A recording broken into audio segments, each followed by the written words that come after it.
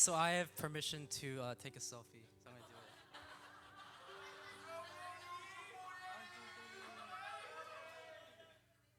Okay.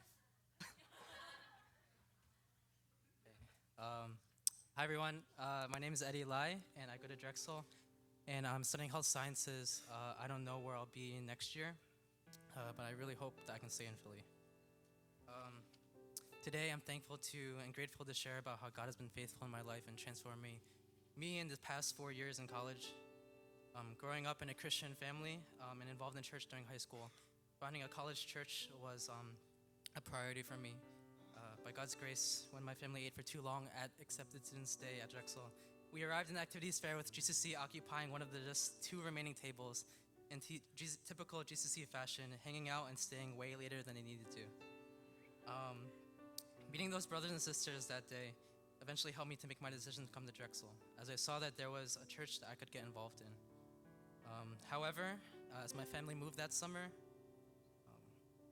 I quickly forgot about church, and I was reminded when I came back to Philly, I was reminded about GCC through two overly happy, energetic sisters who were giving out water bottles. Yeah, they work. During those first few weeks of coming out, what stood out to me the most about GCC was the love and community that people showed me through meetups, spending time studying at the library, or just playing basketball every Monday night. At the time, it was a shock that these guys wanted to hang out with me.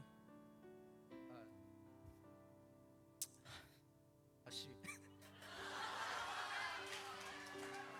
I think some people are waiting like years for this.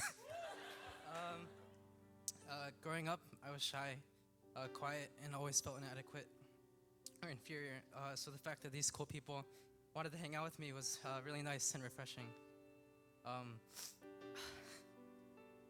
As I struggled with my faith the second half of the year, I was so grateful to my family group leader who would take the time out of her busy schedule to call me or to meet up with me when I felt most confused, alone, and at my lowest.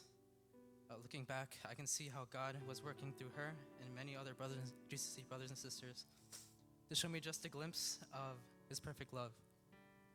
As I became more involved in GCC, I grew in my faith and my relationship to God. I also grew in confidence and boldness, knowing that God would use everything and He doesn't waste anything that we give for His kingdom. However, I also saw how lacking I was in the areas of love, patience, kindness, and many other aspects of holiness, and how much I was in need of a Savior. But through it all, God showed me powerfully each year how much He loved me. He showed me freshman year on a random Sunday service when He broke me out of my depression by reminding me that there was no way I could be with Him except through the sacrifice of Jesus on the cross. But I could rejoice in knowing that I was secure in Christ's sacrifice.